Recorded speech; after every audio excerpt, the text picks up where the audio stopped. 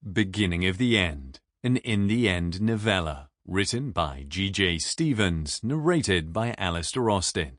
Source copyright 2020, Gareth J. Stevens. Audio copyright 2021, Gareth J. Stevens. 1. Wedged in the tight space, I stood shivering. Not just because of the cold on my bare arms or piercing through my thin pyjamas. Not because of the darkness, the only light coming from the bottom of the door. Not for the memory of that smell that made me want to gag with every breath. My stomach gripped tight like a hand clenched around my organs, but not only because I hadn't finished my breakfast.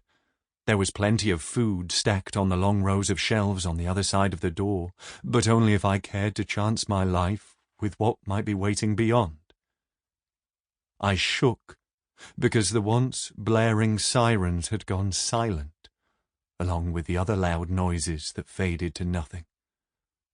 I shook for what would come next. I'd been there so long, hours at least, half a day perhaps, my bladder aching. I was in a cupboard, a utility room barely seen in the flash of daylight as I ran in. Pulling the door closed behind me, I panted so hard I thought I would burst. I'd seen the shelves, but not paid attention to their colourful contents. I'd seen the great white porcelain sink I leaned against, and the mop and bucket in the corner. I smelt the stale odour.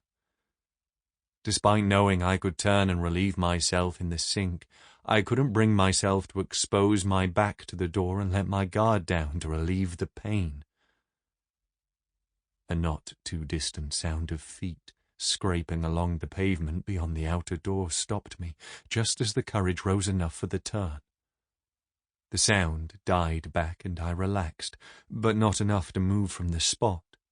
Not enough to twist around and take those few moments to risk my life for a little discomfort. The shivering grew worse, each tremor as if it would force my aching bladder to burst. I slowly raised my hands, pausing at what could have been a sound beyond the door. Or it could have been my imagination. An imagination I hoped had made this all up. An imagination which had conjured the fear, the pain, and the loss. I strained to hear, but the sound had gone, and I tried not to think of something heavy, a body being dragged across the floor. I tried not to think of my brother out there, and my mum. Sample complete. Ready to continue?